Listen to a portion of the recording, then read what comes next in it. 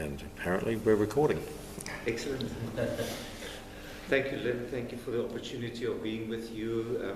It's my second visit to Adelaide, and I really appreciate it, and also your hospitality. I want to start by making 5 statements around climate change in particular, and I will then speak on that basis to the handout that I've given you. So 5 rather simple, but I think quite profound theses, if you like, statements, as you please. The first is that given current trends globally, it seems unlikely that we will be able to prevent something like a 4 degrees rise in global surface temperature by 2100, in other words, 85 years from now. There are many reasons for that, but perhaps the main reason is that given the coal and oil and gas supplies that are already known, we would need to refrain from using it if we were to prevent such a 4-degree rise. And that's economically rather hard for people to accept, that you need to keep the oil in the soil and the coal. I don't know what that rhymes with, but it rhymes with something else. And if there is indeed a 4 degrees average rise, that will be quite catastrophic for many parts of the world, because one needs to understand that that's only average, that it would imply, for example, in South Africa, that the interior will rise by 7 or 8 degrees, whereas the coast may only rise by 1 or 2 degrees. And if that happens, that will indeed be catastrophic. So again, if current trends continue, it seems unlikely that we will be able to prevent that. That's the first one. Secondly, if we would be able to prevent such a temperature rise of 4 degrees Celsius, it would require not only science and technology, but also, of course, economic analyses, political will. The media would need to be involved, education would need to be involved, but it would also require cultural and indeed moral and also spiritual transformation or inputs. This is interesting because it's been recognized above all by the scientists who have been compiling reports upon reports on climate change, and have asked, so we've told you you need to do something about it, why are you not doing something? The technology people have also said that the technology is available, so why are people not using it? So they typically look in the direction of the politicians, and the politicians say, but we can't push for that because people will then not vote for us, because it will mean that they would need to lower their standard of living, for example. And so we need the media, but the media sends mixed messages in terms of buy this and buy that through advertisement on the one hand, but the media also informs us about environmental issues. So where do you go from there? So many leaders in the environmental movement have realized that climate change is not just a scientific or a technological issue, but indeed a moral issue, given that some people will suffer most, even though they have contributed least to climate change. The Southern Sea Islanders, Tuvalu, Kiribati, and so on are good examples.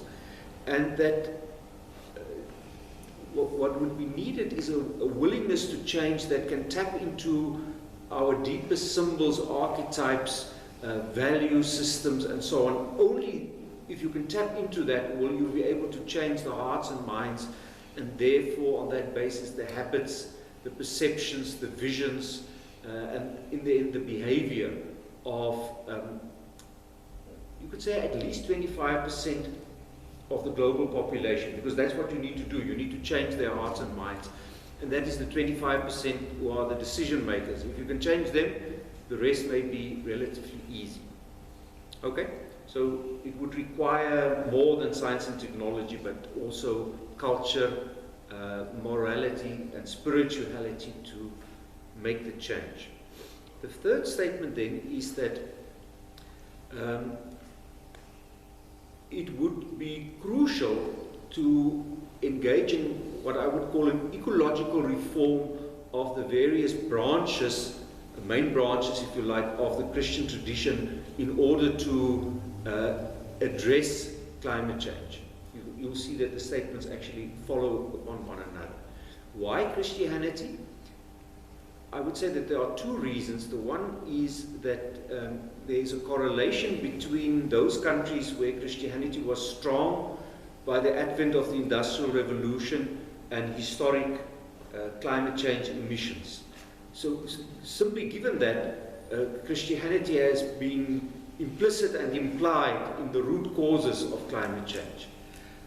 But then also at the moment, you could say that one of the strongest ideological forces at work in the world is politically what is called neoliberal capitalism, but that is coupled with a particular brand of Christianity, namely forms of Pentecostalism, but I would prefer to pinpoint that as a prosperity gospel forms of Christianity, which is rife in Australia, I believe, and you've exported that to South Africa. It's undoubtedly rife on the Cape Flats where I work, also in West Africa, and you can say in many, many other parts of the world where people have been exposed to the good life portrayed in advertisement, have yearned for it, and have struggled to get it, and is hoping that their religion will provide them with quick access. So Christianity is more important, you could say, than the other religious traditions for those two reasons. If there is no ecological reformation of Christianity, we will not be able to make the difference. And it would need to touch on all the branches and in all the specific contexts all over the world to be able to do so. That's my third statement. The fourth one then is that such ecological reformation, you can think of the reformations in the history of Christianity. The Protestant Reformation comes to mind, but there are also many other reformations. So in a way what is needed is a new ecological reformation of not just the Christian tradition at large, but also specific traditions. Such an ecological reformation would need to touch on the deepest roots of the Christian tradition. You can use pragmatic arguments, but such a reformation will only be able to be sustainable if you can speak to, if you like, the Christological core of the gospel, that it's about Jesus Christ, the Trinitarian heart of the Christian faith, and then the deepest virtues such as faith, hope, love, joy. If you can't explain the need to address in those terms, it will not be persuasive to the majority of Christians. The pragmatic arguments can be used, but it would not be sufficient. Then the last statement is that such an ecological reformation of Christianity is already underway in many parts of the world. In the field that I'm working, eco-theology, you pick that up from many different contexts and many traditions where the material that is available has sort of burgeoned and there's simply a lot happening. However, that remains still a very small minority of people involved, even though there is energy and transformation in various places. And this is slow work. It is not quick to change people's hearts and minds. It takes a generation to do so. If you think of how long it took to form people in the church, it takes 20 years to form a child, to send that child out into the world with a particular mindset, and then it often doesn't work. So an ecological reformation of hearts and minds take long. The Buddhists, I think, understand that better than the Christians. They're prepared sometimes to work with a period of 200 years. So quick changes are unlikely. And because it is slow work, it is, and that's going back to the first statement, it is unlikely that we will be able to avert a 4 degrees rise in average global surface temperature by 2100. Okay, so these 5 are connecting with one another. let me, on this basis now, speak to the handout that I've given you. Lynn has picked the title of one of my books for today's session, and so I thought let me give you the table of contents for the book. Christianity and Earthkeeping in Search of an Inspiring Vision.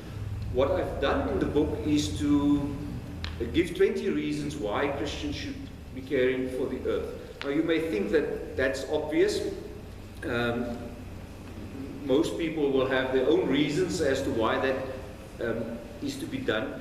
But the truth is that a theological rationale for dealing with earthkeeping, as I prefer to call it, is not that obvious, and that people are giving different reasons. So the 20 reasons that I've given you here cover a whole range, and I don't want to really speak to any one of them in particular, but you'll see that it includes more pragmatic reasons and more theological reasons that some are generally available not only to Christians, and others speak a very specific Christian language. What is interesting, though, is that even though they are in conflict with one another, and some of them actually are in conflict with one another, they all claim support from the Bible. So I've added some Bible verses there to indicate the kind of texts to which people turn. In my view, some of them are rhetorically more persuasive. For example, the language of stewardship is able to persuade large numbers of people. Whereas others are perhaps theologically deeper, but rhetorically less persuasive. And so we have a mixed bag. Some are more secular, some are more theological, some are rhetorically stronger, some are weaker, some are theologically more sophisticated, and others are not, but they are then also more persuasive. So what I've tried to do in the book is simply to juxtapose them, to put them in a sequence, in order to help people to discover for themselves, so which is my favorite explanation, and to recognize then the strengths of such a position, but also the limitations. I don't know, Lynn, maybe I can just sort of mention all 20 by just reading it. If you haven't had a moment, that is, if I can read them, my eyes are weakened by now. So the first is just an introduction. The second is that Christianity bears a huge burden of guilt. This is the famous thesis by Lynn White, not Lynn, not this Lynn, that Christianity is deeply complicit and is actually one of the root causes of environmental degradation, and therefore a confession of guilt is needed. So it's a kind of negative reason. Secondly, that local Christian communities can make a major important contribution to earthkeeping. This is a point made by politicians more than by Christians. I always think that is rather amazing that the politicians think Christians can make a difference, whereas you ask pastors whether they can make a difference, they're not nearly as optimistic that they do. But the argument is that at least in Africa, that Christianity is by far the strongest and the biggest NGO, non-government organization in the country, drawing millions of people every Sunday with a strong ethical leadership, with trust in those leaders, and a very strong commitment. Now you may immediately think that that doesn't apply to all people, but even if there are only 10 million out of 50 million people in South Africa that has that commitment, no other political party or sport can claim that. Anyway, so given that, the politicians say, why don't you use that kind of power that you have? Why can't you change people's hearts and minds? You've got the best chance. Number, what is it? 3 then? No, 4. Earthkeeping is in our own best interests. So that's the arguments around sustainable development that one need to tap into that. Number 5, simplicity is more rewarding than luxury. So this is the virtue of temperance. So people who are dragged into the rat race, they appreciate this kind of language to say it is actually in our own interest to do this because it is spiritually more rewarding. 6, we need to recognize the role of national parks and wilderness areas as a refuge, as a place to grow, and for that reason that's important. This is typically not a specifically Christian argument, but it is used in so-called ecocentric approaches. 7, we need to think of our grandchildren. That's the argument around future generations, is also not particularly Christian. 8, we need to consider the victims of environmental injustices. That's a very strong argument used in social justice movements to say that there's something called environmental racism, for example, and that also the victims of climate justice should be, or injustice, should be considered. 9, we need to move away from relationships of domination in the name of difference. This is typically a feminist argument to say the way in which we have abused the environment is to be understood in terms of relationships of dominations, where human beings claim for themselves a certain superiority in the same way that men have claimed in the past and in the present a certain position of superiority over women, and therefore have rights to women's bodies. So we make the same kind of claim. So feminists have said that we need to move away from such domination in the name of difference. 10 then, animals have rights too. So that's the animal welfare argument. 11, we have to show respect to all forms of life. That is building on people like Albert Schweitzer's and his biocentric approach. Every bit of life is precious. That, of course, doesn't take the food chain into account, but it is a very strong argument. The land is more important than any one form of life. That's indigenous spirituality is often drawn on the significance of the land. There's also biblical arguments to say that God is more concerned about the land than on the people, and does not give land to the people, but give people to the land in order to look after it. So that is an interesting argument proposed by Walter Breugemann a number of years ago, especially. Number 13 is a kind of deep ecology argument. We are all in this together. One needs to unpack that a little bit, but the point is that we should not think of ourselves as individual organisms engaging in self-understanding and self-consciousness. That self should be spelled with a capital S, and then that self means we are part of something bigger. To make that more picturesque, it's not I who am protecting the rainforest, I am part of the rainforest protecting myself. And that you can apply to any other ecosystem. Number 14, God has given us the command to care for the earth. This calls on responsible stewardship. That is certainly the dominant explanation amongst evangelical Christians. The Orthodox tradition and probably the Catholics use the language of priesthood to emphasize the same, namely that we have a sense of responsibility. However, this emphasis on stewardship is widely criticized by others, and maybe we can come back to that in the questions. The earth is a sacred gift to us from God. That's a sacramental argument to say we need to treasure this gift and protect it.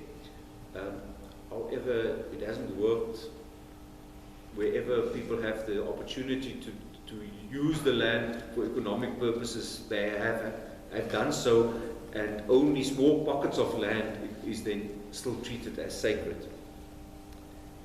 Where am I? Number 16, the vision of a new earth encourages us to care for this earth. That's so-called eschatological approaches that are based not on the past that was given to us, or the present where we need to exercise responsibility, but the emphasis is then on the future. So it is quite different from the previous two ones. Then there's the emphasis on wisdom. So caring for the earth exemplifies the need for wisdom. Number 18, we are members of the whole household of God. This is called oikotheology, coming from the Greek term oikos, or household. So the intuition here is that the economy, that is the management of the house, and the ecology, that is the logic of the house, the underlying logic of the house, And ecumenical relationships, that is how people live together within the household,